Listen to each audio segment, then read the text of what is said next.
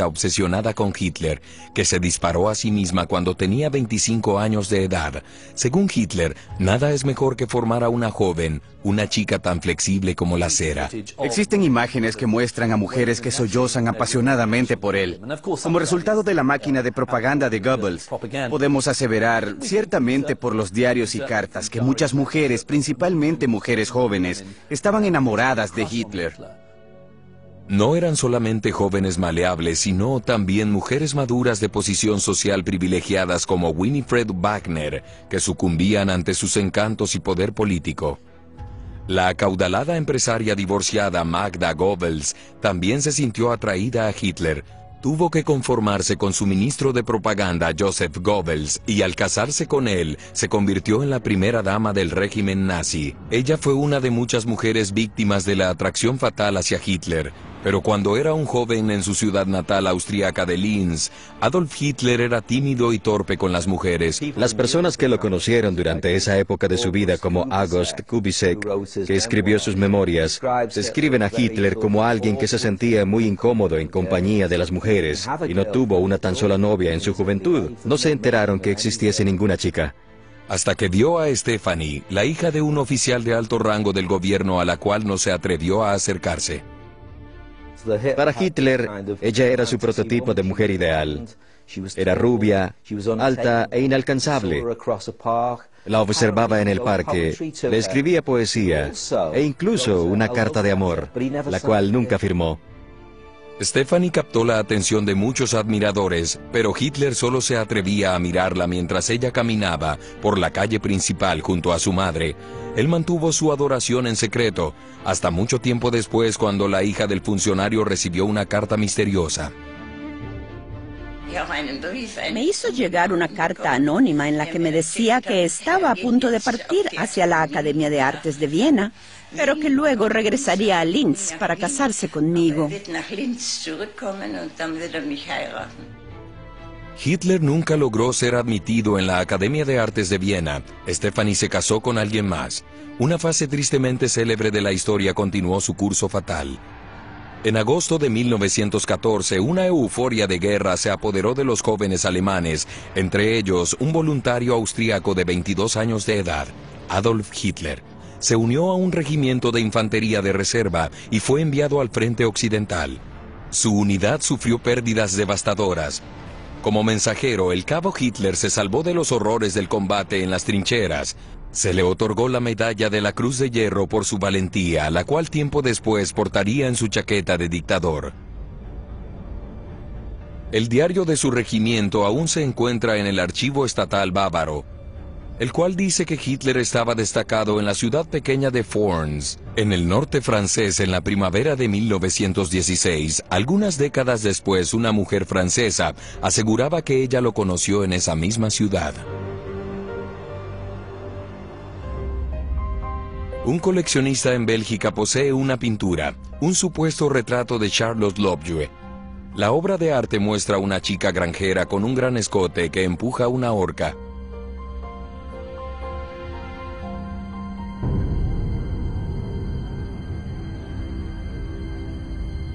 Está firmado Adolf Hitler, 1916. Sin embargo, nadie ha comprobado que Hitler en realidad lo haya pintado.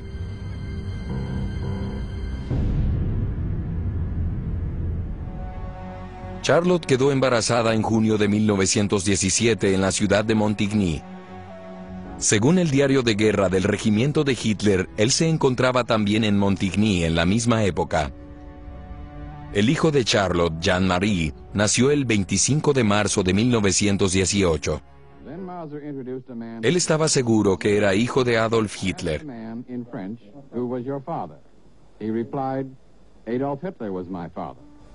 Le pregunté al hombre en francés quién fue su padre, y él respondió: Adolf Hitler fue mi padre. No había ninguna evidencia que comprobase su afirmación notable. Jean-Marie trató desesperadamente de encontrar pruebas, contrató a expertos para comparar los ojos, la escritura a mano y los tipos de sangre, pero los resultados fueron poco concluyentes. Murió en 1985 sin poder probar que era el hijo de Adolf Hitler. Pero lo más perjudicial en contra de la afirmación de Jean-Marie fueron los camaradas de Hitler, quienes decían que a él no le interesaba sostener relaciones sexuales con chicas extranjeras. Todos los compañeros de Hitler dicen que era un hombre sobrio y aburrido. Solo tenía 26 años de edad. Y sin embargo lo llamaban tío Adolf.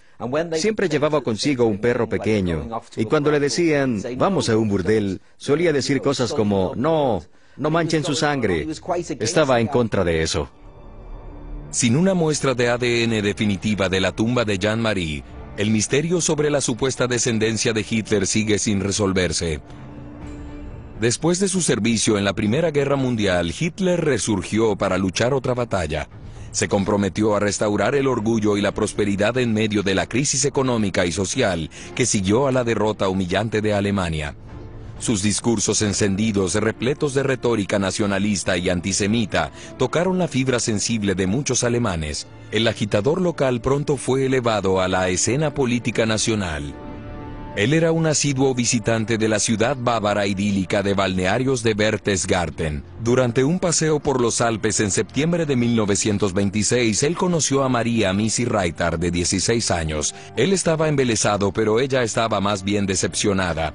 El sobrino de María relata que María comparó el bigote de Hitler con una mosca negra y grande.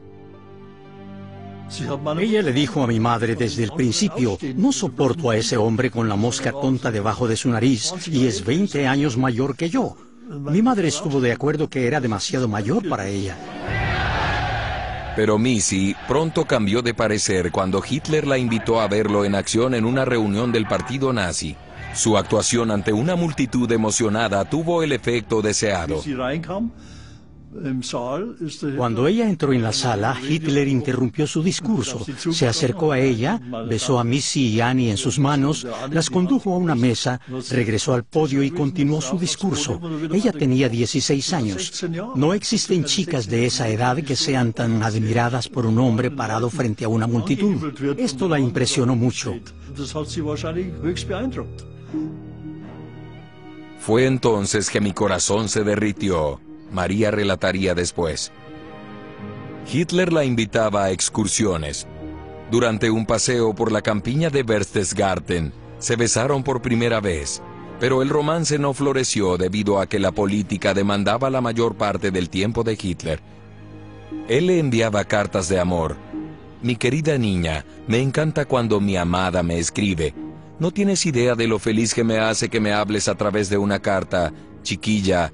Realmente no tienes idea de lo que significas para mí y cuánto te amo. Tuyo, Wolf.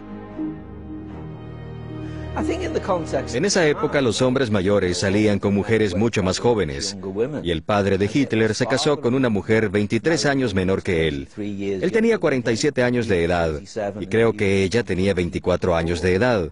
Por lo tanto, en la familia de Hitler no era inusual pretender a alguien más joven.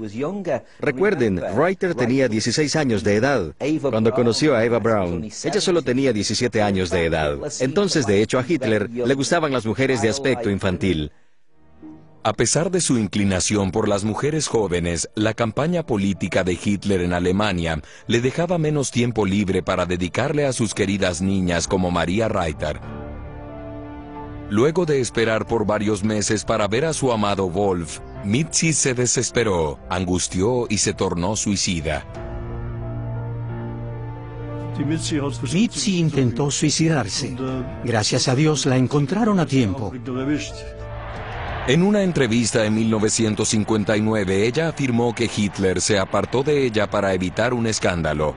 Dijo que una carta anónima fue enviada al partido nazi en la que amenazaba con denunciar a Hitler a la policía por seducir a una menor de edad. Ella sostiene que realmente tuvo relaciones sexuales con Hitler, pero nunca sabremos si esto es realmente cierto.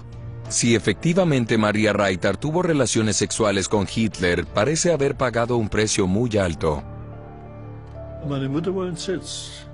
Mi madre estaba espantada cuando se enteró que Missy, quien siempre había querido tener hijos, se había esterilizado porque Hitler se lo pidió, ya que él no quería tener ninguna descendencia.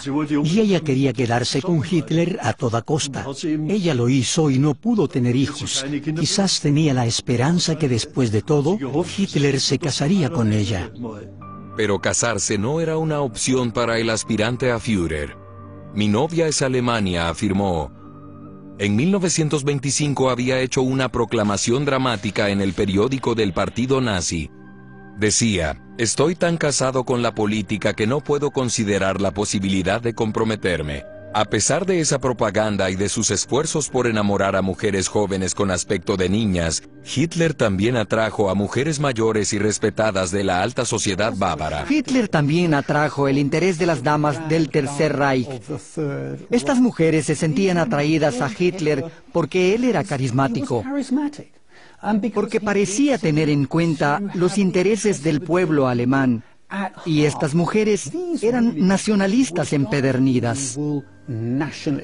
Winifred Wagner era una nacionalista alemana nacida en Inglaterra. Estaba casada con Siegfried, el hijo de Richard Wagner. Luego que Siegfried muriera, Hitler le propuso matrimonio con la intención que eso le daría prestigio y para satisfacer simultáneamente una obsesión personal. A él le encantaba la música de Wagner, Richard Wagner.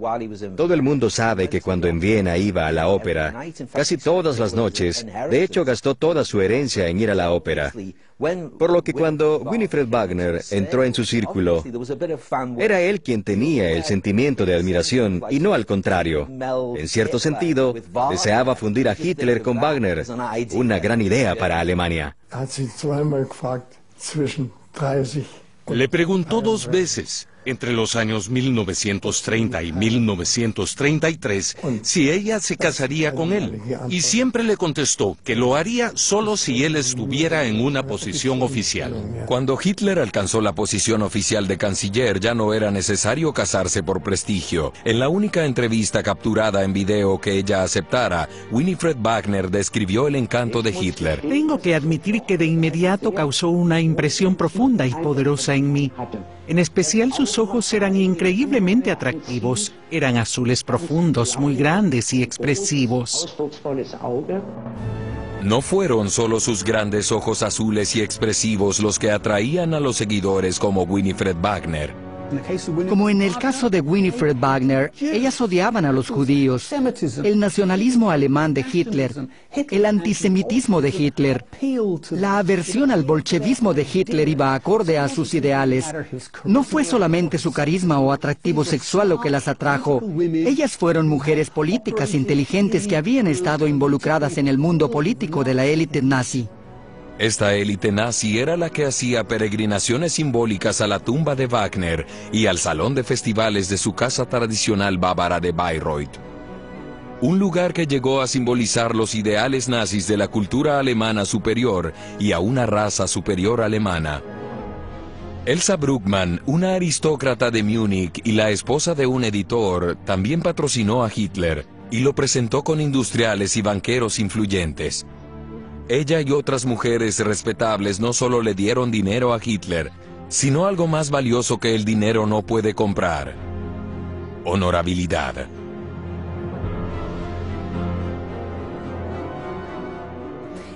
Ellas eran parte de la burguesía élite. Eran mujeres respetables que dirigían salones en los que se reunían escritores, artistas, periodistas políticos. Podían presentarle a Hitler a personas influyentes y por hacer acto de presencia en sus residencias, Hitler parecía una figura con una buena reputación. Ellas colaboraron en domesticar a Hitler y a limpiar su imagen, aunque no cambiaron sus ideas en absoluto.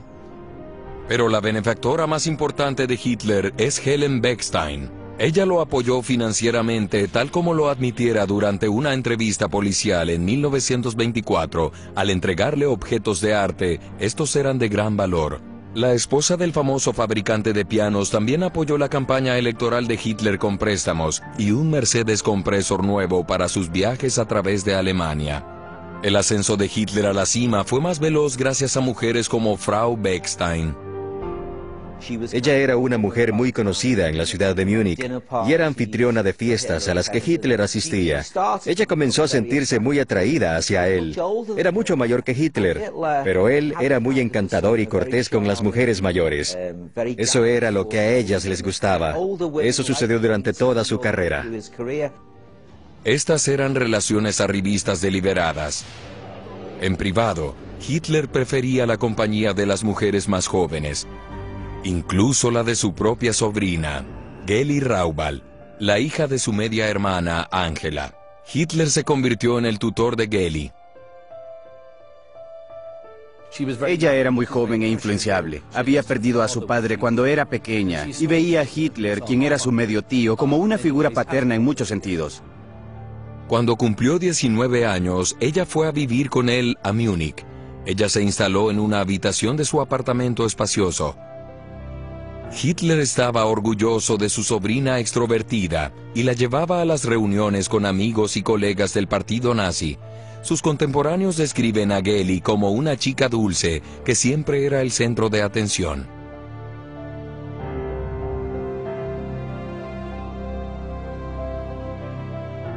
Ella era extrovertida y llena de vida.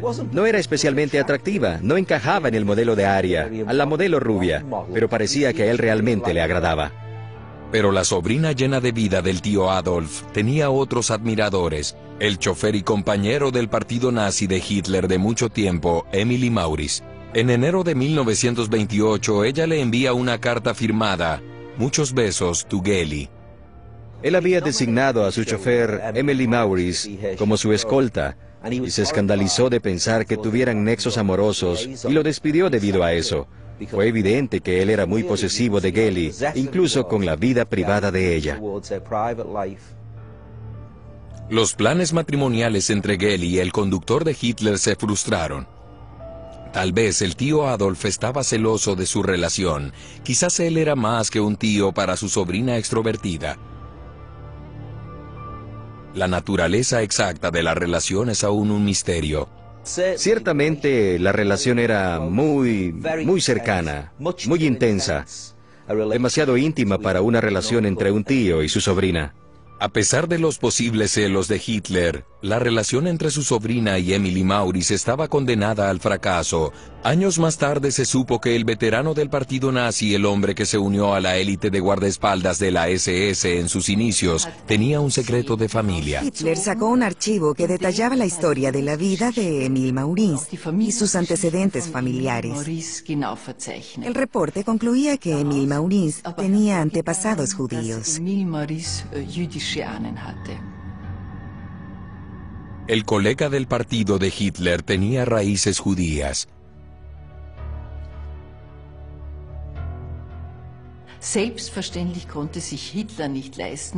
Hitler, cuya columna vertebral en el partido fue el antisemitismo y quien constantemente ofrecía discursos antijudíos, obviamente no podría tolerar que su sobrina se casase con un judío. Independientemente de si Hitler tenía conocimiento previo de la ascendencia judía de su chofer o no, el idilio llegó a su final. Consentía a su sobrina con ropa costosa, visitas a la ópera y cenas en restaurantes exclusivos. Era una vida de lujo, pero no de libertad. Ella se lamentaba que no podía hacer nada sin el permiso del tío Alf. Hitler iba constantemente de gira durante su campaña electoral, y el 19 de septiembre de 1931 recibió una impactante noticia proveniente de Múnich. Geli fue encontrada muerta en su apartamento. Esto pudo haber sido un escándalo enorme para Hitler, por lo que se mantuvo en secreto. Él estaba muy triste, cayó en una depresión, puesto que el impacto de que una media sobrina fuese encontrada muerta en su apartamento fue enorme. En este incidente podemos constatar la eficacia del régimen nazi, que pudo borrar cualquier indicio del suceso. El informe policial original aún se conserva en los archivos del estado de Múnich. Concluyó que la causa de la muerte de Geli fue el suicidio.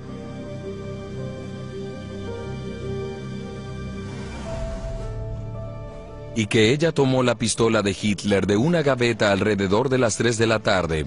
El informe dice que un miembro del personal vio a Geli entrar en su habitación y cerrar la puerta con llave.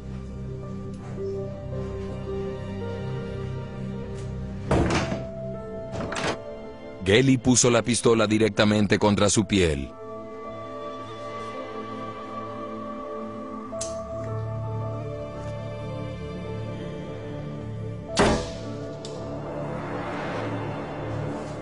La bala no impactó su corazón, pero sí su pulmón, y la mató. Su cuerpo fue encontrado 17 horas más tarde cuando su ama de llaves, Annie Winter, llamó a la puerta de Geli y levantó la voz de alarma. Todavía hay mucha especulación sobre el suicidio aparente. ¿Habrá Hitler tenido algo que ver con su muerte? Creo que la presión que él ejercía sobre ella, su control hacia ella, no deja duda alguna de que eso fue un factor en su suicidio. De hecho, en algunas cartas, ella menciona que la única forma que podía hacer mella en el tío Adolf sería si hiciera algo escandaloso. Eso puede ser tomado como una alerta de que planeaba suicidarse. La madre de Geli y muchos otros en el círculo de Hitler no creyeron que hubiera sido un suicidio. ¿Podría haber sido un accidente? El informe policial original fue objeto de examen especial por parte del investigador de la policía de Múnich, Thomas Althaus.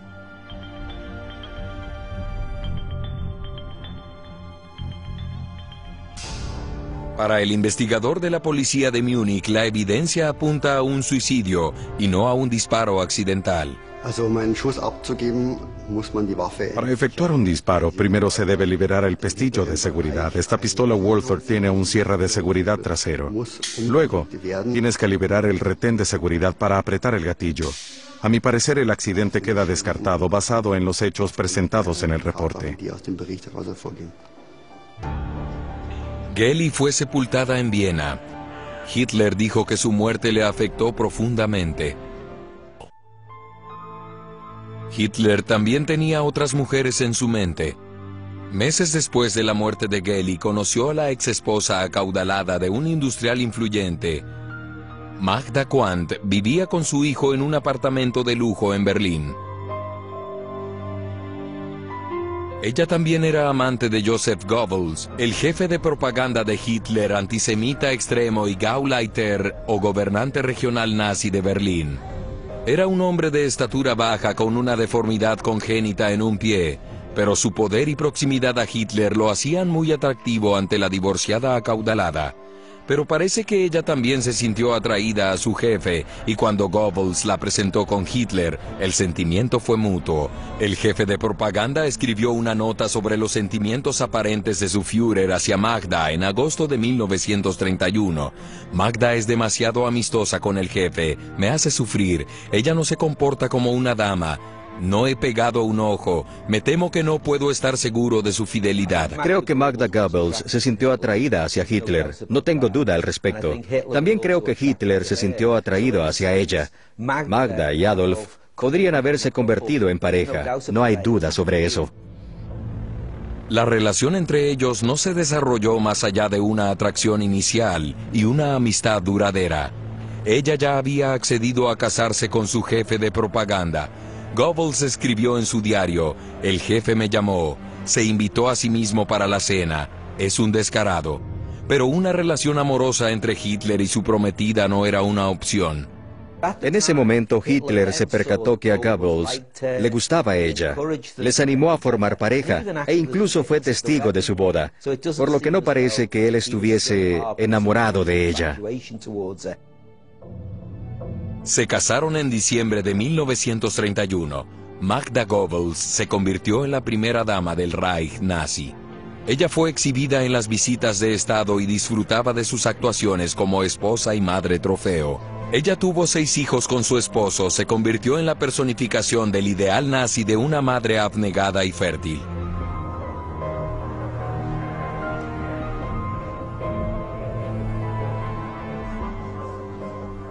Magda Goebbels era el tipo de mujer que Hitler realmente admiraba. En cierta forma, ella era una especie de supermadre aria. No olvidemos que tenía 6 hijos.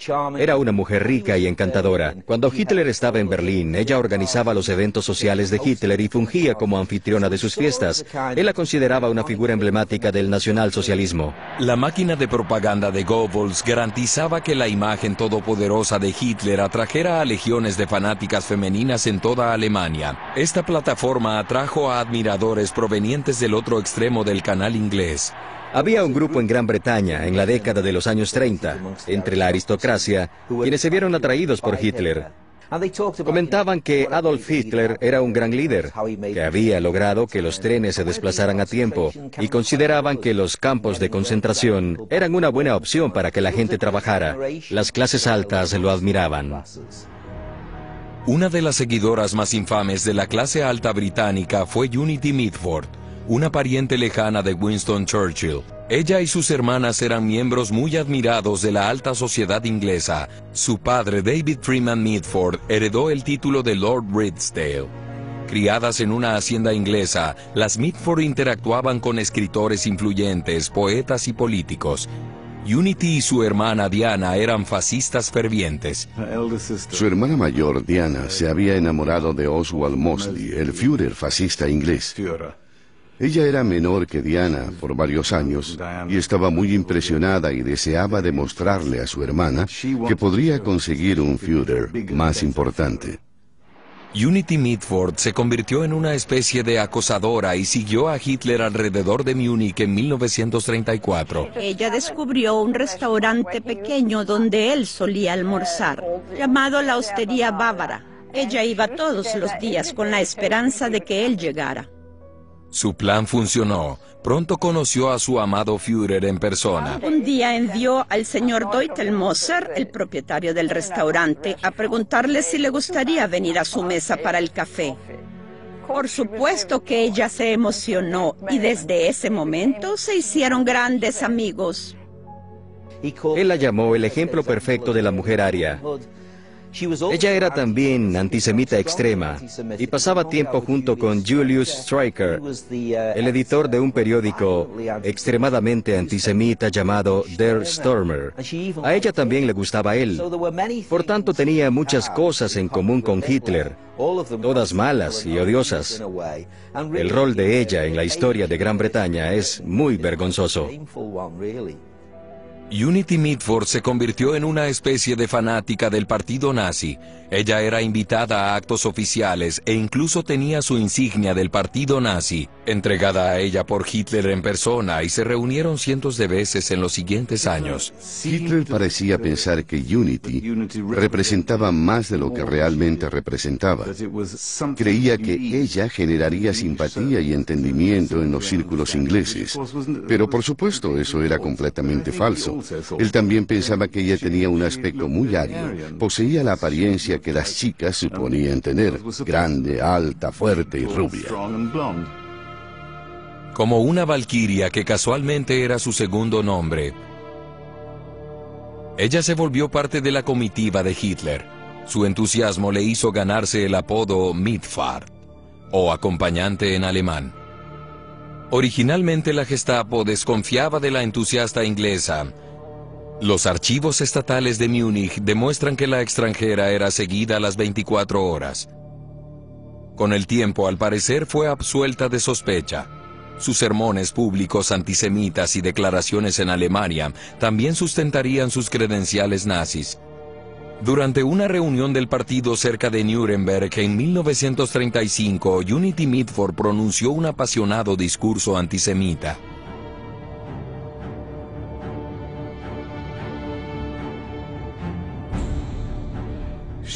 Ella creía que el nazismo era la solución a todo. Ella representaba a una gran cantidad de gente que pensaba que Hitler abría las posibilidades de un mundo nazi mejor. Por supuesto que habría víctimas: los pobres, los judíos miserables y las personas infelices que merecían ser víctimas. El mundo sería mejor y más puro como resultado. El periódico nazi Der Stürmer publicó una carta abierta de Unity.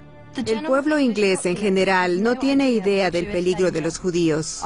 Los peores judíos operan tras bastidores. Anhelamos el día en que podamos decir con fuerza y autoridad: Inglaterra para los ingleses, judíos fuera. Ella pronto actuó consecuentemente con sus palabras. Hitler se encargó de que Unity Mitford pudiera elegir entre una gama amplia de propiedades confiscadas a propietarios judíos que fueron forzados a huir de sus hogares. Agnesstrasse 26 llamó su atención. se trasladó mientras los propietarios judíos fueron expulsados. La pareja de judíos que vivía allí estaban aún en el apartamento cuando Unity lo recorría y comentaba: me quedaré con estas cortinas, colocaré el sofá aquí, esto es muy feo, tendremos que modificar todo esto y modernizarlo. Los propietarios judíos estaban de pie frente a ella y lloraban, porque sabían que este era el fin para ellos. En el verano de 1939, Unity se enteró de que la guerra era inminente. Hitler invadió Polonia el 1 de septiembre. 2 días después, Gran Bretaña declaró la guerra a Alemania.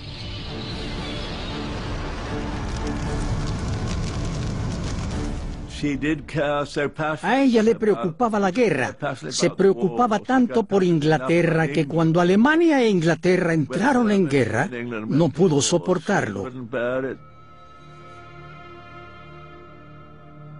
Así que se disparó. En cierto modo es una historia de ópera. Pudo haber sido escrita por Wagner o Verdi. Pero no había nada heroico ni operativo en el resultado.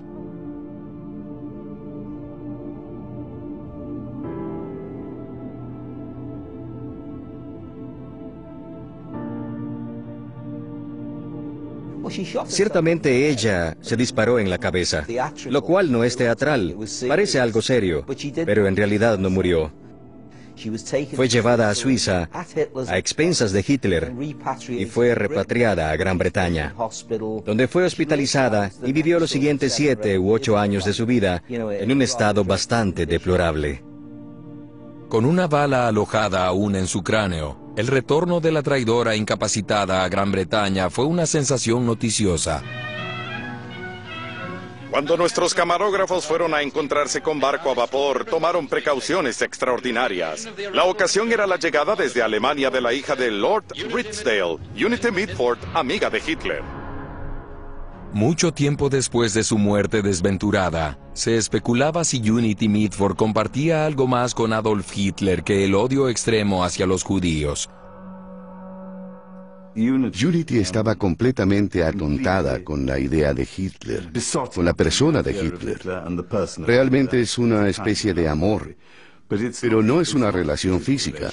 Lo único físico que había entre ellos era que ella se sentaba a los pies de Hitler y él le acariciaba el cabello y le decía: mi pobre niña, mi niña amada. Expresiones comunes de cariño en el idioma alemán. Por supuesto que no era una relación sexual. Creo que el afecto era como el que tiene una chica fanática con una estrella del pop. Y la estrella del pop la elige como una de sus chicas. Ella era una de sus chicas favoritas. Otra de las chicas favoritas de Hitler posiblemente se alegró que la devota británica, a quien él llamaba mi niña amada, se marchara. Eva Braun era una asistente de laboratorio para el fotógrafo personal de Hitler, Heinrich Hoffmann. Una relación secreta se desarrolló en el invierno de 1931, a solo meses tras la muerte de Geli Raubal, y Eva se convirtió en la novia de Hitler. Ella tenía 20 años y él 43. El hecho de que estas mujeres siempre eran muy jóvenes y que tenían una relación muy dependiente con él, señala que él no solo anhelaba poder en la política, sino que también buscaba poder en sus relaciones con las mujeres. Al igual que Geli Raubal y Unity Mitford, Eva Braun también caería bajo el hechizo letal de Hitler. Ella escribió sobre el afecto del Führer para Unity en 1935. La señora Hoffmann me dijo que ya tiene una sustituta para mí. Se llama Valkyria y cumple con los requisitos, incluso las piernas. Esas son las dimensiones que a él le gustan. Eva Braun ya había intentado suicidarse una vez. Cuando no tuvo noticias de Hitler durante varios meses, ella escribió en su diario que su segundo intento de suicidio sería exitoso. Ingirió 35 pastillas para dormir, sobrevivió y al hacerlo, logró consolidar su lugar al lado del Führer.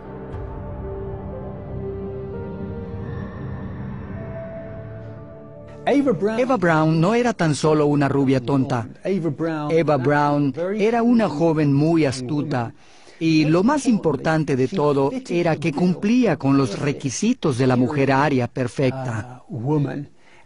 Pienso que ella actuaba ese rol y sabía exactamente dónde encajaba en la ideología de Hitler, en la ideología nazi. 3 meses después de otro intento fallido de suicidio, Hitler instaló a Eva Braun en su refugio de Berghof como su novia secreta. Ella era prácticamente invisible para el público. Nadie sabía que era su amante o su querida. Tenía una casa de huéspedes, una habitación de huéspedes en el Berghof, y se hacía pasar por una secretaria en su círculo privado. Aunque todos en el entorno de Hitler sabían que Eva Braun era su amante y al final de un día largo y extenuante, ellos se retiraban juntos a las habitaciones. Para la imagen pública de un Führer célibe dedicado exclusivamente a Alemania, ella no existía. Sabemos por el tipo de cartas que le enviaban a él que las mujeres alemanas estaban locamente enamoradas de él y que se preocupaban por el Führer. Esa dinámica no podría haber funcionado si se hubiera sabido que Hitler tenía una amante, mucho menos una esposa. Ese fue el motivo por el cual su relación con Eva Braun se mantuvo en secreto. Desde las sombras, ella recopiló sin saberlo el único registro detallado de la vida doméstica y de negocios de Hitler en Berghof. 4 horas de películas caseras sobrevivieron. Estas abarcan los años 1938 a 1944. En 1938, ella era considerada la musa de Hitler, su novia.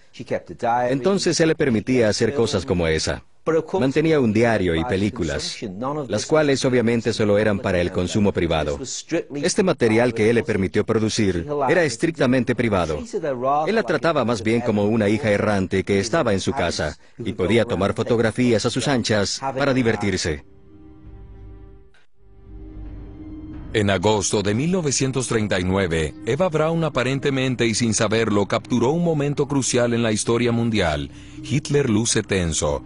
Al forjar un pacto de no agresión con la Unión Soviética, él creyó que tendría vía libre para invadir Polonia. En este momento parecía que un mensaje pusiera en duda sus planes de guerra. Pero la película es muda. ¿Qué decía Hitler? Un equipo experimentado de lectores labiales con discapacidad auditiva pudo descifrar lo que el dictador nazi decía. Las palabras perdidas de Hitler fueron escuchadas de nuevo por primera vez desde aquel día fatídico de agosto de 1939. Ya lo sé, no me importa. Probablemente saben del telegrama. Me gustaría destruirlo. ¿Llamaste a los señores? Este telegrama tiene consecuencias para nosotros y sin duda nos llevará a una catástrofe.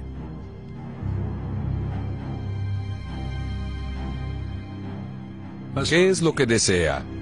La nueva traducción sugiere que Hitler reaccionaba a un telegrama del gobierno británico, tal vez aquel en el que el primer ministro Neville Chamberlain reiteraba su apoyo a Polonia. Implicaba que Hitler no podía simplemente avanzar sin ser retado. Esta podría ser la catástrofe a la cual se refería el dictador. Él nunca creyó que Chamberlain mantendría su garantía a Polonia, por lo que se sorprendió cuando se enteró de que Chamberlain iba a mantener la garantía, pues eso implicaría la guerra.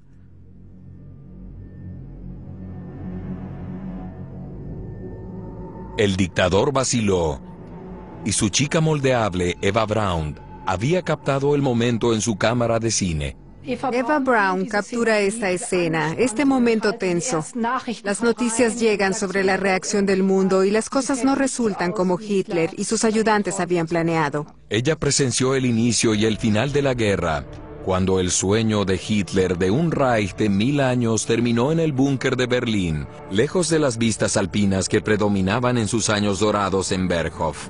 Eva Braun no era simplemente una mujer joven y boba. De hecho, desempeñó un rol muy concreto. Ella jugó el rol de la amante secreta, y a medida que la guerra continuaba, veía menos al Führer porque él pasaba más tiempo lejos del Berghof, en su intento de luchar una batalla que fue perdida en dos frentes. Hitler le había prometido un futuro brillante, la victoria y un palacio en Linz, donde vivirían felices para siempre. Eventualmente se casaron, pero fue allí que el cuento de hadas llegó a su fin. Su matrimonio duró un día. Ellos se quitaron la vida mientras el Ejército Rojo avanzaba hacia su búnker en Berlín.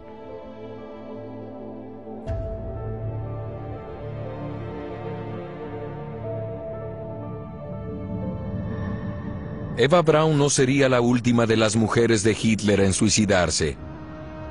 Magda Goebbels y su esposo Joseph optaron por seguir a su Führer en la vida y en la muerte. Creo que ella estaba decidida a apoyar a Hitler en el búnker hasta el final. Envió una carta a uno de sus parientes que rezaba: "No puedo vivir en una Alemania que no sea gobernada por Adolf Hitler, y por lo tanto, si el Führer muere, yo moriré con él, y también lo harán mis hijos". Magda y Joseph envenenaron a sus 6 hijos antes de quitarse la vida, un día después que Hitler se suicidara.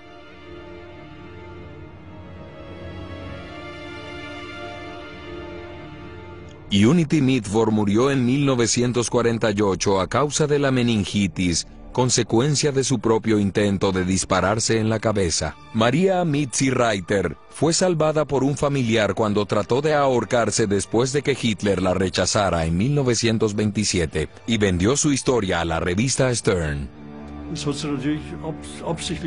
Ella quería que Hitler fuese idolatrado por siempre. Ella era una nacionalsocialista devota y se mantuvo así hasta el día de su muerte. Winifred Wagner fue una fanática del nacionalsocialismo aún mucho tiempo después de la guerra y que las horribles atrocidades nazis hubieran salido a la luz. Nosotros, los viejos nacionalsocialistas, utilizamos un seudónimo después de la guerra, ya que no podías hablar de él en público. Si deseabas hablar de él, lo llamabas USA, que en alemán significa nuestro bendito Adolf. Hubo una frase en la Alemania nazi en la que muchas de estas personas creían: si tan solo el Führer supiera. Querían creer que tal vez él no sabía de las cosas horrendas que sucedían. Y al día de hoy hay quienes niegan el Holocausto e intentan mantener con vida este tipo de mito. Tanto las ilusas como las discípulas recalcitrantes nazis, las mujeres de Hitler adoraron a su Führer en vano. Al igual que el Gran Reich alemán, su amor estaba condenado al fracaso.